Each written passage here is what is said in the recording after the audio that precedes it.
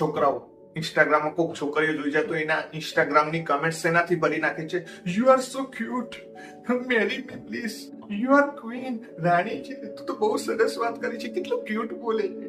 તો એને નીચે શું કહે છે, જે છોકરીઓને આવા કમેન્ટ્સ મળે છે તેમની એન્ગેજમેન્ટને બૂસ્ટ કરે છે, જેના કારણે ફોલોવર્સ વધે છે અને તે ફોલોવર્સના થ્રુ તે મોનેટાઇઝેશન કરે છે બ્રાન્ડ ડીલ્સની સાથે. અને બીજું ઓનલી ફેન્સ કારિયા, જે છોકરાઓ ફ્રી છે એમની અટેન્શનને ગમે ત્યાં વેડફવા માટે ફ્રીલી, અને એ જ જગ્યાએ છોકરીઓ એટલી સ્માર્ટ છે કે એ છોકરાઓની અટેન્શનને તે પૈસામાં ફેરવી નાખે. તો આને નીચે કઈ રીતે સમજાવે છે, એ છોકરાઓ ઓનલાઈન નીડીનેસ એક્ટ કરે છે, તારી જરૂર છે, પ્લીઝ પ્લીઝ અટેન્શન આપી દે, અને ઇમોશનલ ડિપેન્ડન્સી શો કરે છે.